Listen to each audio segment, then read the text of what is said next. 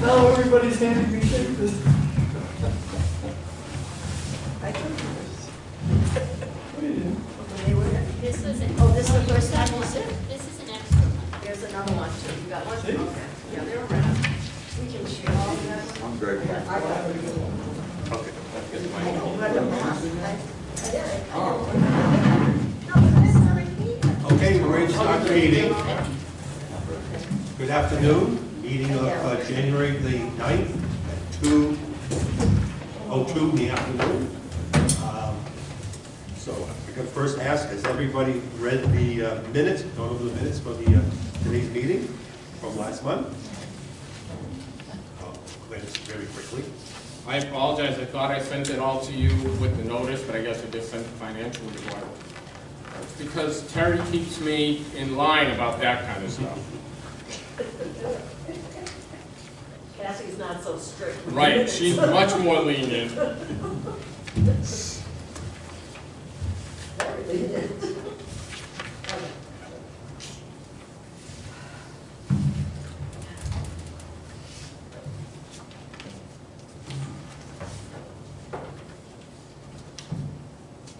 Anybody have any questions on it so far? Oh, somebody's looking at something, I'm pointing the finger.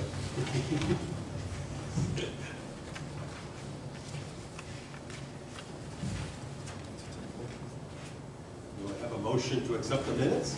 We're just going to entertain a motion. Entertain a motion. I make a motion that we, entertain a motion that we accept the minutes. Any discussions on the minutes? Do you need another minute or two to review them?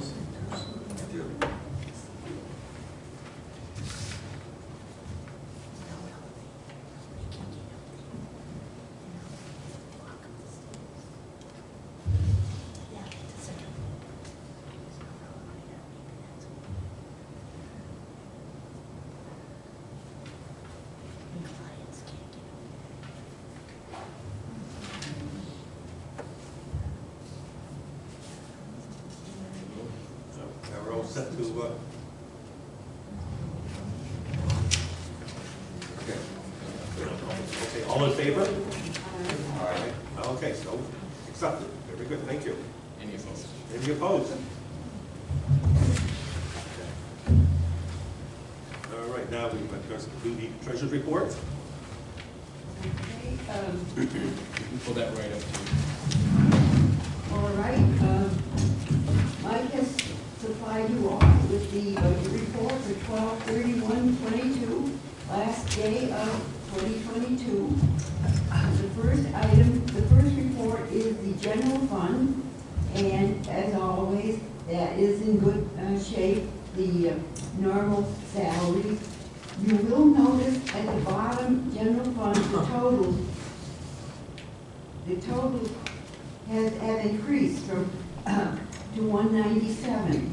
That is because, as you know, Rob, our maintenance man, in the summertime has to do double duty, and he's always paid from this account, but it is charged to the city swimming pool account, and then once a year the city reimburses us back. So that's why there is an increase in the total on that budget figure at the bottom, because they have reimbursed us for what we had to pay for Rob. But Rob gets his regular salary all the time. And just another quick note, his salary was adjusted. As we talked about last month, that usually happens mid-year. So the admin assistant and the facilities person's salaries are adjusted up. That also reflects that adjustment, so it seems pretty high. It's close to $8,000. But we are in good shape. We've got $114,011 to guide us through the next 6 months till we get a new budget, and that should be absolutely enough, okay? Any questions on the general fund? It, pretty much, the top part is salary, the bottom part is equipment and utilities. Okay, then moving on to the gift fund account. the gift fund, is pretty much in order. We had to reclass a $100, oh no, I'm sorry, that reclass. No, that's it, yeah, $100. There's $100 deposited, and that was from, some money that was left over from, one of the meals. And, Mike thought it was a good idea to add it to the gift fund, because we will be using that gift fund in a few months. As we move into the new building, we'll be looking to buy some nice things for something, so we put that in there. So at the moment, the gift fund is $55,570. So that's just an increase of $100. And as I said, we will be happily using that in the next year for some nice things. We don't know what, but we yeah, we gotta move first. And the next is the revolving fund, which is pretty much in order. We have a balance in that account of $37,741.50. Now, next month, I think that we, and Mike thinks also, we will see a lot more expenditures out of that account because of the holiday meals. Turkeys were very expensive this year, $1,900 for turkeys and alone, and then you must add, you know, all the other items will be added in, the potatoes and I was going to say tomatoes, cranberry sauce and all that stuff. So in this month, it's very small expenditures, but we think that next month there will definitely be a big surge as all the Christmas bills has come in. So, any questions on the revolving fund? It looks pretty good. Okay, and last but not least are our state grants. Mike has been working on using up the state grant fund for FY 2021. On your paper, it shows a deficit of $4,232, but that will, in the next month, that will be taken care of. And hopefully, next month, we will be showing a zero balance in that state grant, as we now have the 2022 and the 2023 funds to use. And so we will be moving down the 2022, and then in a way, it's good we can close out the 2021, because we don't want the state to think that, you know, even though they don't require us to use up all the funds, it's good to do it so that they can see that we're using the money that they give us, because we want them to keep on giving. Okay, are there any questions at all? Is there anything, Mike, that you would like to add that I have missed? No, I just think for your benefit, what I do, because we used to just combine all of the state grants into one consolidated report, I gave you both. I gave you the specific income and expenses for each year, so that's the carryover from 2021 and what we spent in 2023, the carryover from 2022, what we spent in 2023 from that account, FY 2023 and what we spent, and then the consolidated one, which is the very last of those four sections. So you'll see all of that summary stuff just consolidated into that report. Paul Crowley? Yeah, on the current 2023. Yep. Do you expect to use all of that in 2023? I do not. And you can carry over what's not used to 2024? Yeah, as just again for everyone's benefit, prior to fiscal year 2021, you were required to spend down the entire grant, or I should say earmark. No, it's a grant from EOEA.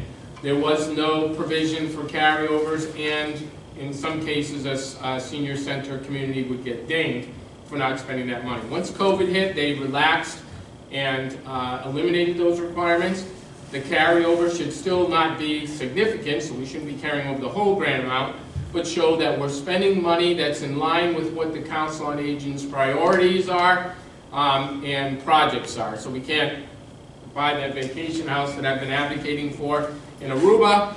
As long as the expenses make sense and the Council on Aging approves it, we can do that. I do anticipate, Paul, a carryover, but I think the carryover in 2024 from 2023 is going to be smaller. And the reason I think that is we're really working hard to hire the outreach coordinator and just find somebody that's willing to come in and work for us for 18 hours a month that has experience as a social worker. We have been having some difficulty finding somebody qualified at the rate of pay that we're providing, but have had a couple recent bites. So I'm optimistic that we're going to have somebody. Similarly, as some of you know, last year we hired Ann Boucher. Ann was a 30-year veteran of Montechusett Home Care Corps as a caseworker, social worker. Ann came to work for us, and then because of some family obligations and challenges, left us in September.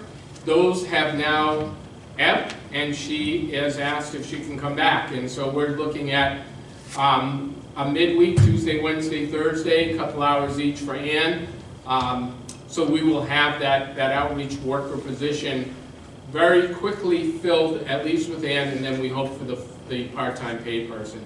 So I think we're going to spend a little bit of money, but it's not going to be a huge chunk, especially at the rate of pay and the number of hours that we are hiring for. Go ahead, Paul. What are you looking for as a date of hiring the outreach coordinator? A year ago. Yeah. No, and so we've gone through 3 rounds of applications through the city to find this person. Some really great candidates. We made a couple of offers, had some conversations, and ultimately it didn't pan out. Primarily, I mean, rate of pay is a big challenge for us. And, you know, I think folks are being asked to do a lot more in their homes and things like that. So as soon as we can, yeah, we're looking to hire quickly.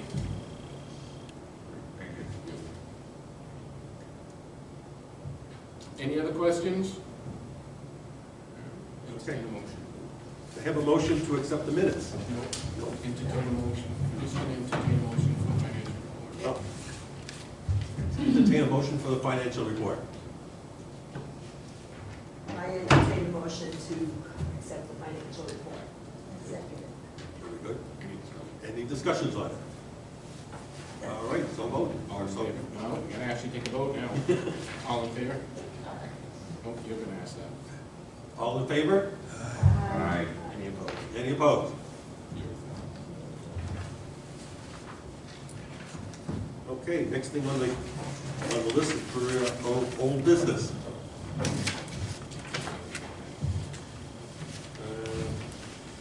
Well, it says updates on new business. Do I do it together or? Well, that would be the new business from last one. We didn't, all we had was me, so. We'll carry that under.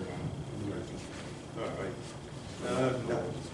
Okay, since we have no old business, we'll go to the new business. We're going to have the director's report. Thank you. Before I kind of go into my remarks and give you an update of the programs, there are a couple official things I'd like to do. So first,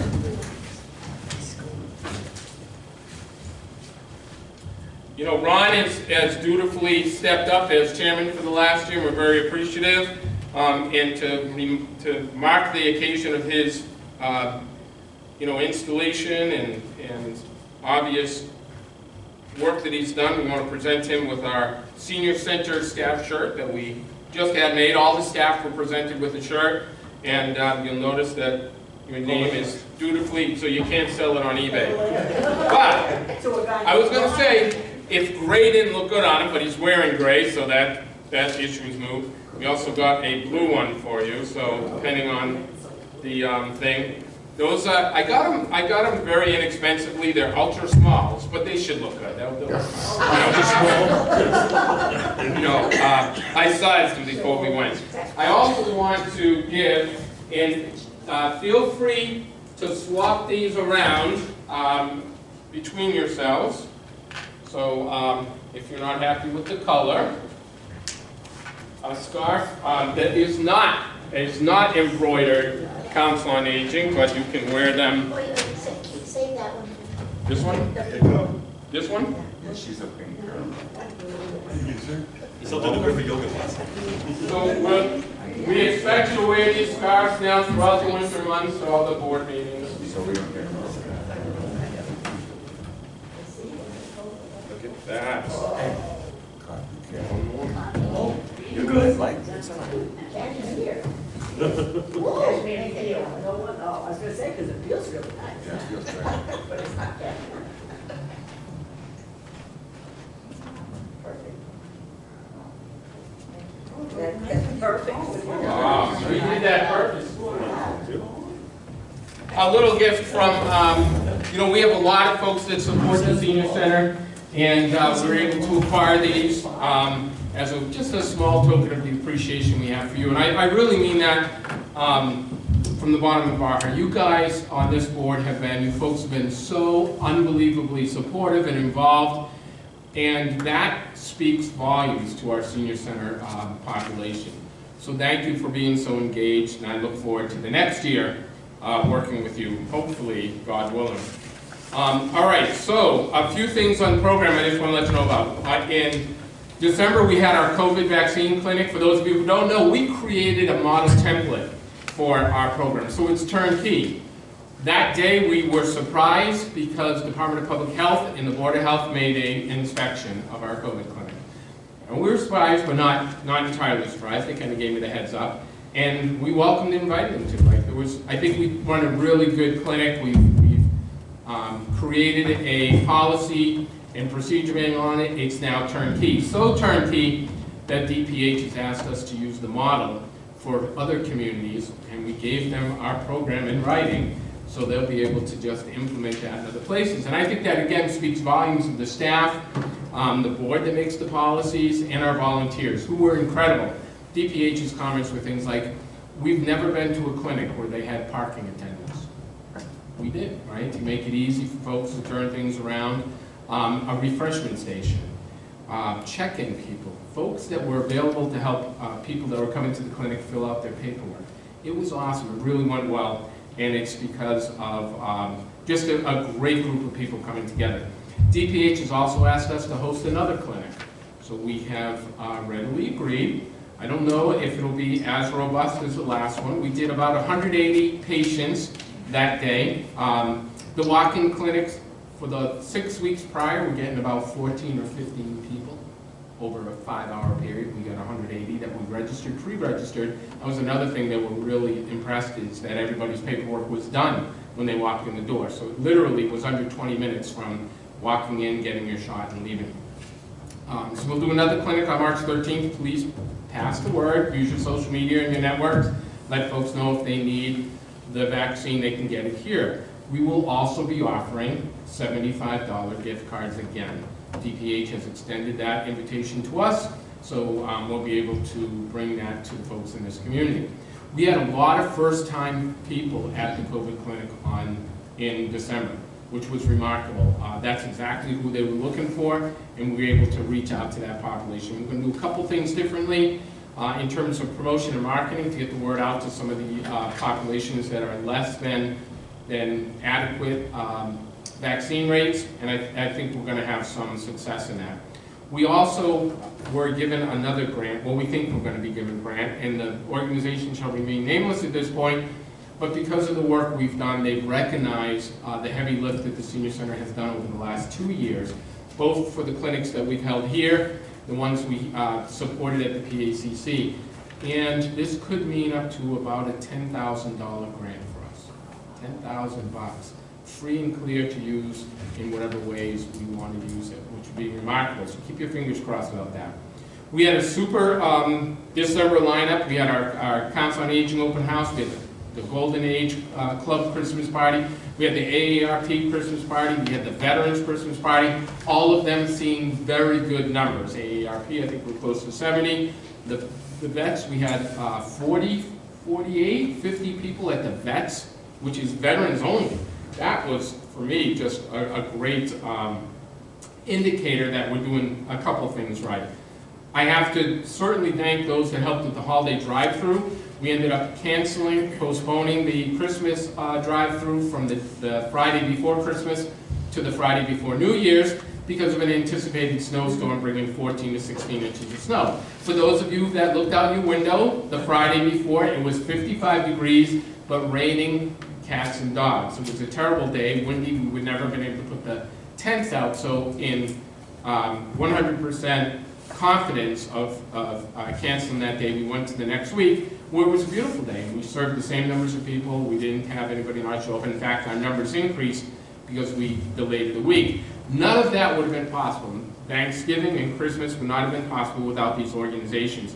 So please allow me to say thank you. First to the Gardner Lodge of Elks. We have two people there, past Exalted Ruler Lisa, and I'm going to say Community Service Chair. It doesn't matter what his title is. He is a remarkable guy into himself. And it just so happens the two are married. They make a great pair. You can see that in the work that they do together in these kind of events, which sometimes can be chaotic. So to Lisa and to Tim, thank you very much for your heavy lift in making the turkeys. We went from 10 turkeys in 2022 to 18 turkeys per event. So we went from 20 to 36, almost doubling the amount of meat we had for our seniors, which made a really good meal. Folks were very happy. I also want to thank our funders, Wachusett Manor Nursing Home, the Lions Club of Gardner, the Greater Gardner Rotary Club, Chertown Lumber, Mackay and LeBlanc Siding, Mack Funeral Home, and Boucher Funeral Home, that each provided some money to help us defray the cost. And the cost, as you heard Terry say, exceeds $2,000. We almost broke even this year, which is a first since we've been doing this. We may actually cover our real-time expenses. But some of the things people don't remember is, you know, we bought 1,000 things of cutlery, and we have 3,000 containers that we bought last year that really got blended into last year's financials that we're using this year. So we have inventory we're using this year. We don't have to account for this year, but if we did, it would certainly, you know, bite into that little bit of leeway we had. I also want to thank the people who provided food: Whitson's, Culinary, Williams Restaurant, Gardner Rehab, Gardner Ale House, Alliance Health at Baldwinville, and Table Talk Pies. Really accommodating, great organizations. We asked and they all said yes. There was no hesitation. They all stepped up. And they are fundamentally those kinds of organizations in our community. They constantly do.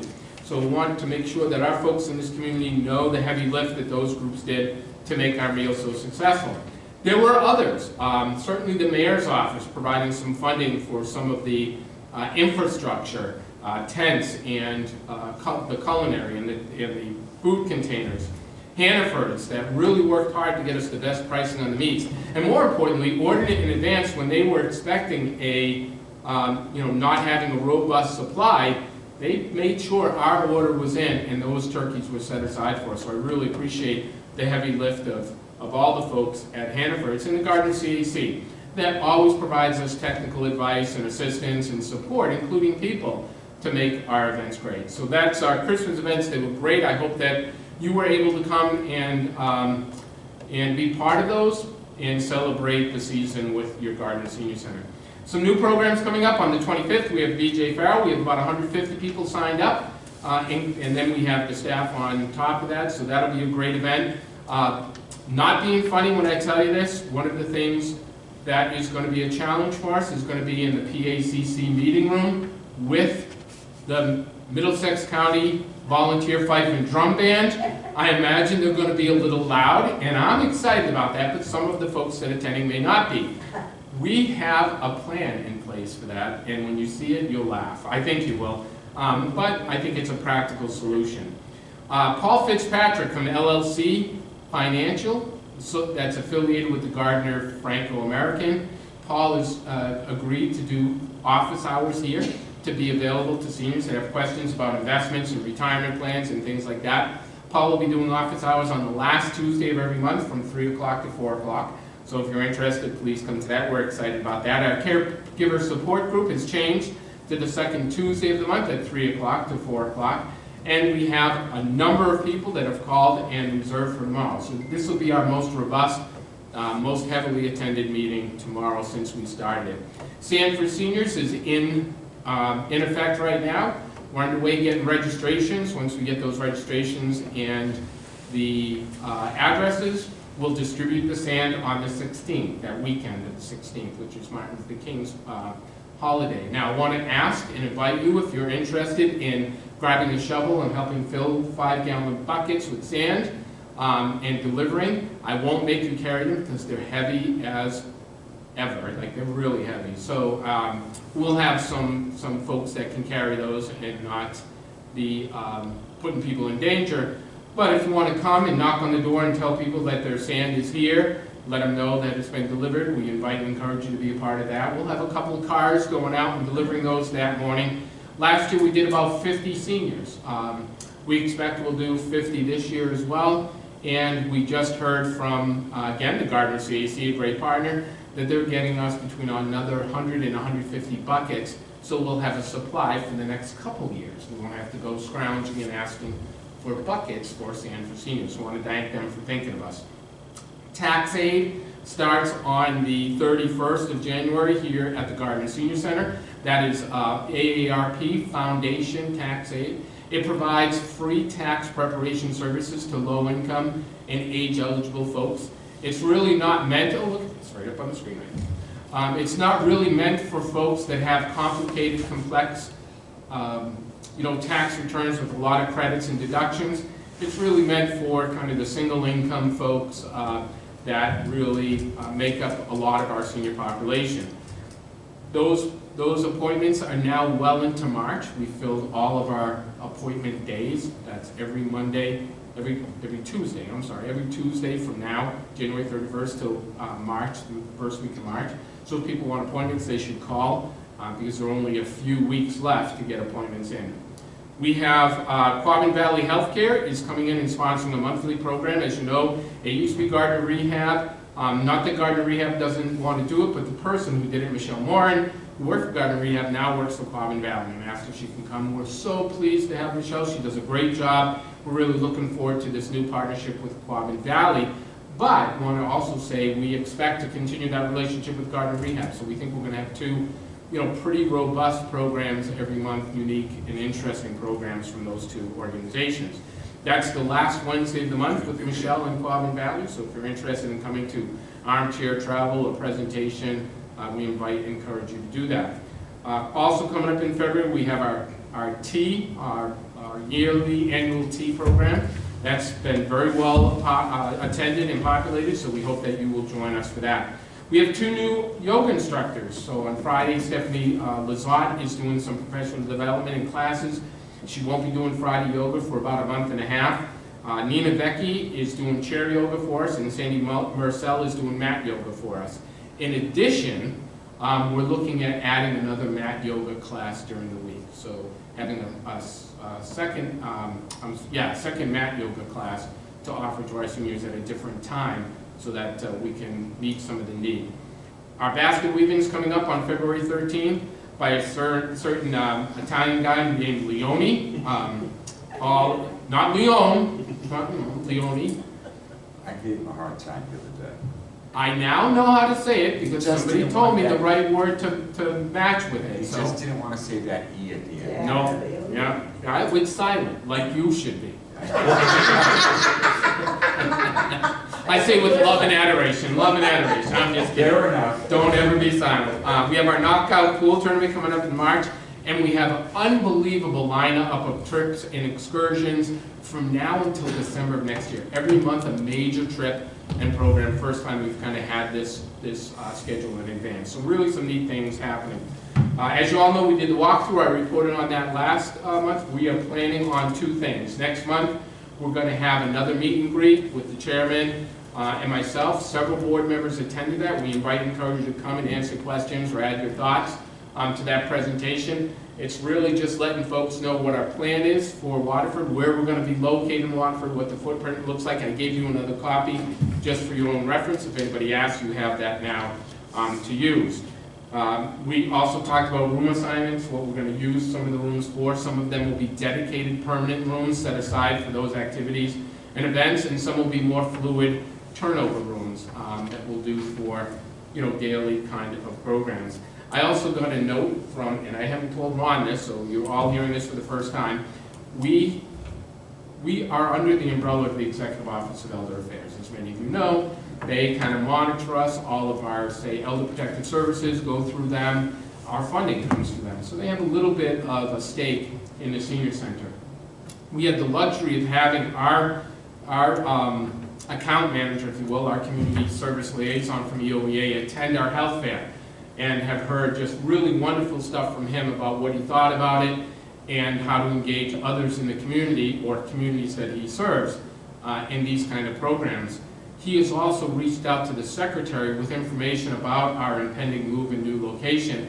The secretary has sent a request to us asking us when we're going to be opening because she would like to come and be a part of that grand opening. Very good. That's exciting, folks. You know, yeah, that's exciting. That's just really good news, and I'm really excited to be able to share that with you. We are also hoping, what's opening? We're also hoping to add Tai Chi and again, a mat yoga. There's another thing that I can't read, so I'm not going to pretend to. And the last thing I want to do is invite you all and encourage you all to attend the State of the City address tomorrow night at 7 o'clock.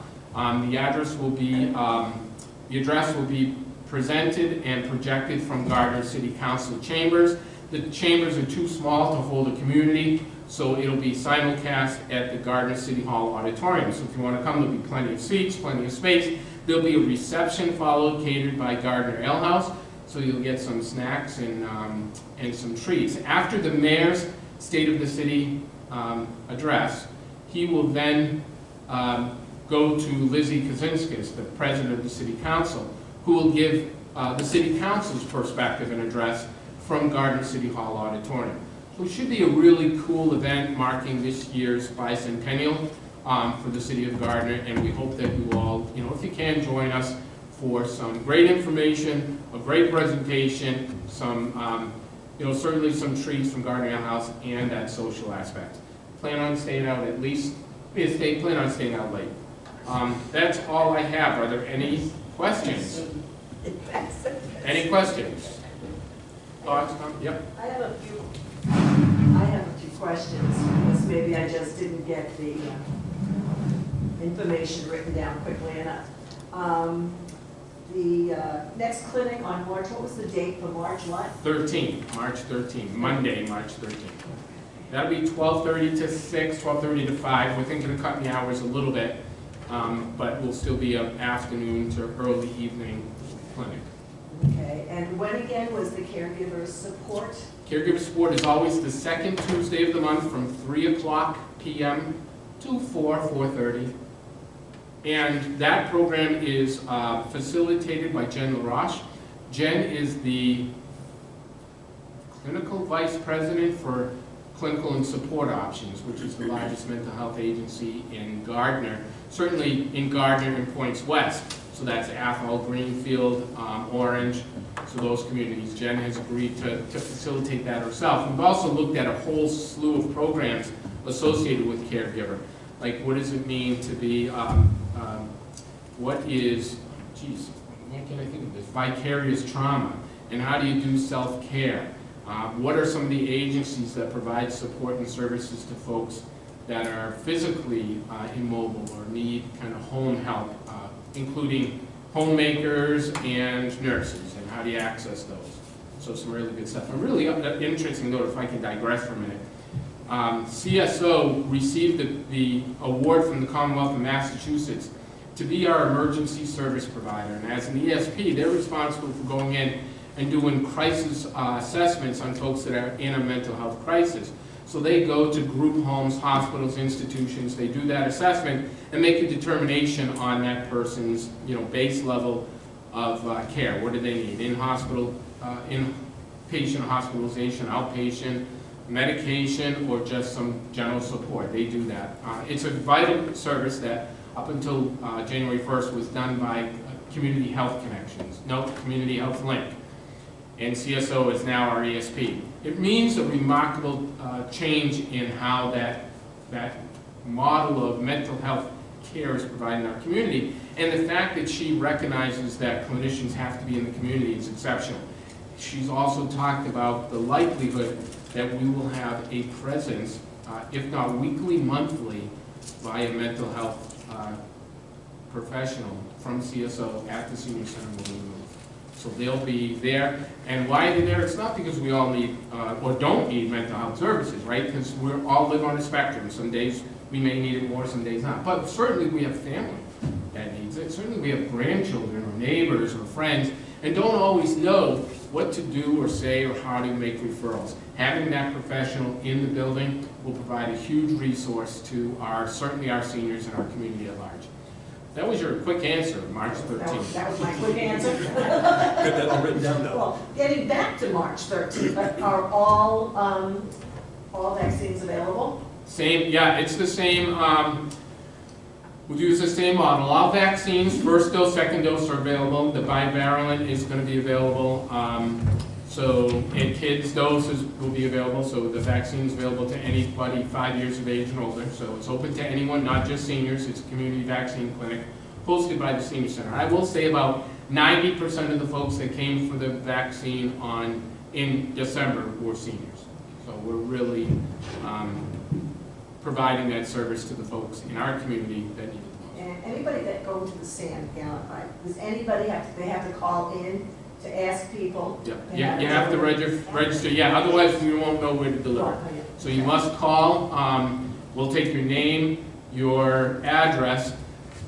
In some rare circumstances, we'll take delivery information, but this is a drop and run scenario. We'll bring it to the nearest door by the street, because some folks will give us pretty complicated instructions and we won't have the time, nor do we have the resources to kind of, bring it to the back door of the garage on the left side. So it'll be pretty basic. Thank you. You're welcome. And that's a sand salt mix, by the way. We get it from the city. Any other questions?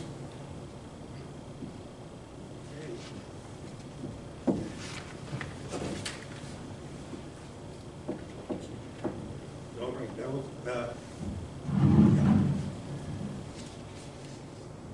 okay, now we're time for open discussions. Anyone have anything they want to bring up? Yes, Paul? I have a couple of things. I should have told you, but I posted your post about getting somebody to do the cutting the cord for cable TV. And the response is interesting. I'm getting everybody from saying, oh, we'll get one of the young people in. They all stream. But my point is as you know, as an educator, you want somebody who can be comprehensive and also speak in terms that somebody who goes to such a workshop would walk away feeling they have a good command of the knowledge, rather than being overwhelmed and then being disinterested. Oh, that's just too much for me to handle.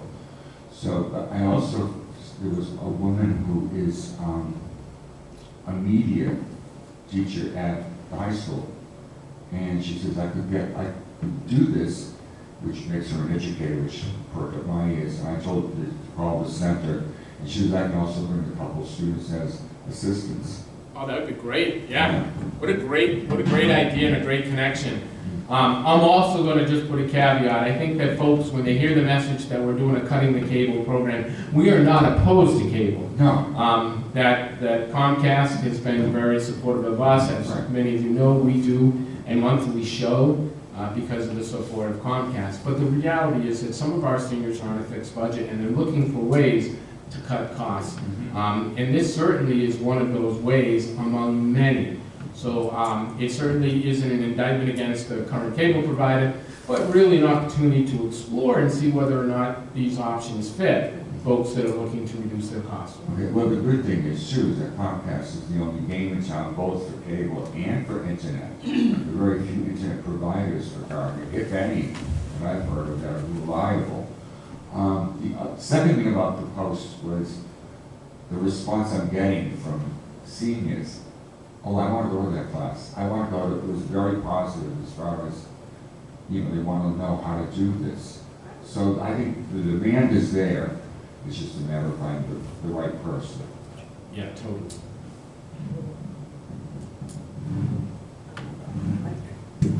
I would just like to make one little comment on that is, since Christmas, I did pick up as a gift a Roku over at Walmart. The gentleman was very knowledgeable over there as to what to do to set it up, but when he's telling me, it goes in one ear, out the other, or whatever. So we decided to try setting it up one night I have right now both of them in my house. I have the Comcast and my big expensive package that I pay every month. And I have a Roku going on in one of the bedrooms, and it was very easy to hook up. The one thing that I have learned about a Roku, though, is you need not only the Roku remote, you need the regular remote for the TV also, because the sound is not connected with the Roku. It's connected with your TV. So you have to have the TV remote, you know, 2 remotes, which we've all had that before anyway, but it's not that hard for the Roku. You remember the days you used to have 6 remotes, right? The DVD, the VCR, the TV, yeah. It really depends on the TV model. Yeah. Because I have 3 TVs, and one of them doesn't, like you say, is 2 remotes. The other 2 TVs, I have my remote doing the volume, as well, my Roku Yeah, is doing the volume Yeah. as well. So it really depends on the TV model. maybe, but that's, yeah, well, I ran into the same thing, we need the 2. But my daughter did set it up on the side, for the side of the TV, you can control the remote, so if you just get it to a Right. spot that you like on there, you're all set. You're all set. Easy. Yeah, so really what does this mean? It means that not only are the services complex, but the infrastructure, right? What your technology looks like could also add complexity to the decision. So you may have to go out, if you have a 100-year-old TV, you may have to go out and get a more updated, newer TV to make this stuff work. Well, they do make Roku TVs. It's all built They in. do. Yeah. And my person just plugged it in. And the Fire Stick you can only get on Amazon, so I got a lecture on from the guy over at Walmart. They don't sell Amazon products. Well, the other thing, I had one other thing, is I attended the meeting last week on the move to Waterford. And I walked away from that meeting with a lot more knowledge than I had when I walked in. And I think I discussed this with you, as far as, I think it's good for board members, if your schedule permits it, to attend these kind of meetings, so that you get, I have neighbors, I have friends, and they'll come up to me and say, oh, did you know Waterford is this and da-da-da-da, and I'm like, now I'm armed with information that I can give them, so that they can make a decision, whether it's a good decision, whether we move to that, or whatever. The thing is, the facts are on the table, and I have the facts now. So I thank you for that meeting, and I guess you're gonna have another one? Yeah, we are going to have another informational session in February. We'll announce it when the newsletter comes out in better fashion, and at the February board meeting, what the date is. Then we're looking at, and Ron and I have been speaking about this, we're looking at doing like a May meeting at Waterford Street for the board. So you can actually move from paper to seeing in real life what this means for us. So I do need to just clarify that and get permission from the mayor and the state rep to go in there with the board. Interesting note, folks, we are a public board, and when we have a meeting, it's open to the public. So if we either meet here and recess to Waterford Street, or meet at Waterford Street initially, anybody who wants to come can attend that meeting. So we can't keep it closed to the board members. So that's it's a barrier only in the sense that we're not ready to allow people in that building yet. It's not really safe. And we don't know how we can accommodate that. That's the only reason we're not doing it in February, is just trying to figure out the logistics and flow of what that might look like. Yes, I was at the meeting with Mike co-chairing it, and what I found was like about 26 people or so came to the meeting, which was a good turnout. The weather was lousy, but dreary, rainy, so people came anyways. And funny, Mike asked me the other day, he says, how about doing another one in February? And I says, I was going to talk to him and say, let's do one in the spring, but February is a great time to do it, and I told him we'll do another one, and I said, by the time spring rolls around, we'll know what's been in progress, what's been worked on, what's finished, what needs to be done. We'll have a better report in the spring, so we're probably doing another one like in May or April or whatever, maybe every couple of months. Still looking at sometime after Labor Day, I believe. Yeah, Later in the year. I think that's realistic. If we get it before then we'll have a big party and celebration. But I think really putting our projection on an October-November time period makes sense. That will put a few wrinkles in our holiday program next year, by the way, folks, if we're in the midst of moving. But we're working on that now. What are our plans? How do we do that? I would love for us to be able to serve and be at Waterford Street for Christmas. for the Christmas event, whether we're fully moved or not. I think that would be great. Yeah. Thank you. One side note, by the way, it was interesting, it wasn't just seniors that attended this meeting, it was neighbors. So Yes. folks that live in the community, they want to know what's happening there as well. And one of the things, and so I'm really saying this for a particular purpose, one of the concerns was, trash and whether the property would be well kept, and so I invited them to look around here. We're pretty persnickety about that. We get volunteers that come in on a daily basis and will police the parking lot and pick up trash or limbs or things out of the parking lot. That do a lot of work inside. As you know, our outside plantings were remarkable this year. We're going to be asking for some assistance next year in doing that kind of landscaping decor. And then finally, the dumping. And we're very aggressive. We have surveillance and alarm systems here. We monitor everything that goes on in the parking lot. And the 2 occasions of dumping that we've had here, we're able to capture with our high-def cameras license plates. Once we capture license plates, the Gardner Police Department run them and contact the people, and both times they've come and taken their stuff back. So those were kind of, I think, very effective ways to explain what we have. And the last bit, and the reason I'm saying this is there's a mattress down there in the parking lot now. Right. And the mattress has been there for a while. And that kind of stuff irks me. But there's nobody there to monitor it. The folks reminded us about the mattress, which I had forgotten about. I made one call to DPW and asked them if they could help and take that mattress down to the dump for us. And they have promised to have it done by the end of the week. So that's the partnerships and support we get from not only community organizations, but from our own city departments. They're so unbelievably great to work with. Again, none of what we do here could be done. I brought the boards before you, city departments. The budget, city departments. So. Yeah, I'm going to thank the neighbors that they come. I know those people came up to see what we're going to be doing at the senior center and told us what was going on. That since the school is no longer there, the school's been out since last June, and they didn't go back in September. They went to the new building, and people, I guess, have been using the dumpster that's there and stuff. And they made the comment about the trash that's being dumped in the mattress. So, by knowing that information, Mike took care of it, got a hold of people, which was nice. So, it'd be nice to have people there keep an eye on the building when we're not there at night. It's a big piece of property, so we're glad. And it will be different when we're there. We'll have surveillance, we'll have alarms. The schools don't do that. It's too big a footprint for them, but for us, it's necessary to monitor our seniors' trips and falls and other health conditions, so we'll be fully engaged just as we are here. Anything else? I just had a quick question. What about the second floor on the other end? What's that? Oh, the junior high building you're talking about, the second floor? Yeah. So reiterate the question. Okay, what's the question again? No, no. Oh, okay, Laura's asking what's going to be going on with the second floor of the building in the back, which is the old junior high school. The whole building, as far as I know, it belongs to, or will be used by Gamma when they move from where they are now. Yeah, Gamma has leased that whole two-story wing of the Waterford Street School. Yep.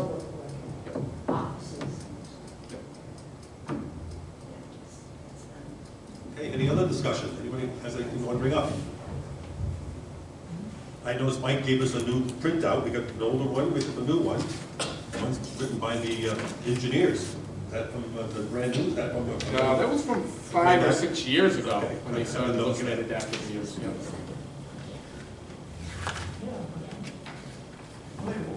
It says Gamma on one sheet, and the other sheet says demolition. So the old sheet is from 5 years ago. So the one that's done by the engineering firm was a conceptual plan that's absolutely mothballed. That was the first diagram we had, the physical layout. We have since altered that and edited it for our use. So you'll see the most up-to-date one says huge grassy field. That is, or fire. That is the most current one. Every room is identified as an ARM. ARM1, ARM2, so that's activity room 1, activity room 2, and they've all been identified right now on what their uses will be.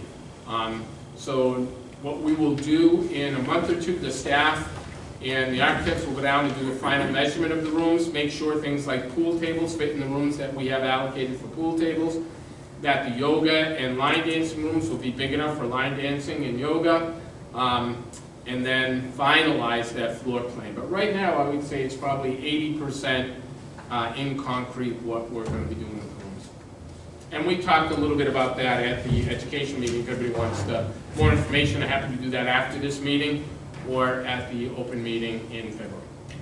I just came to my mind, has anybody been there cleaning the rest of the place up? I've been going by a couple of times and don't see any vehicles there except for the two portable classroom people are there, but I don't see anybody else. I'm looking at anybody's been cleaning out the building. Yeah, the maintenance department for the schools have been going in regularly and removing things. I think one of the important things to note is that the vast amount of equipment, furniture, and furnishings in that building have, under state law and by design, they have to first be declared surplus, then they have to be offered to other city agencies in the community for sale.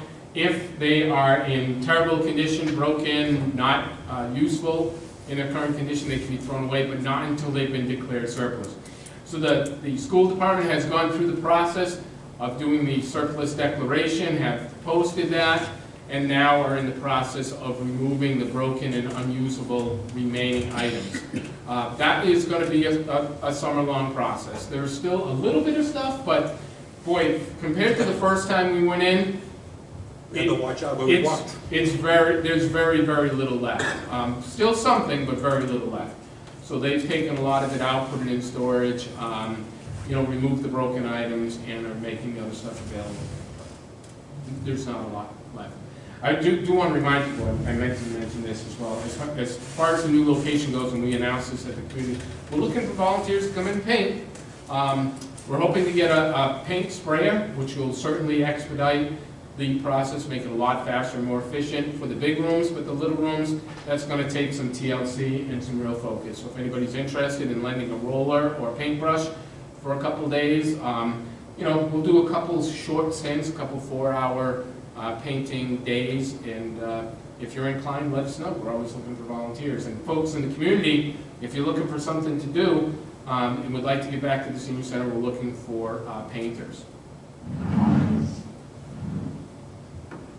So, do we have anything else we want to discuss? Okay. Then we'll go on to the next topic, which will be our next scheduled meeting will be on Monday, February the 6th, at 2 o'clock in the afternoon.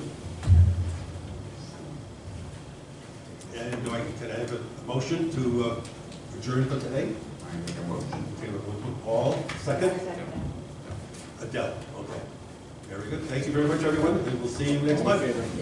All in favor? I keep forgetting that. Okay, everybody, thank you.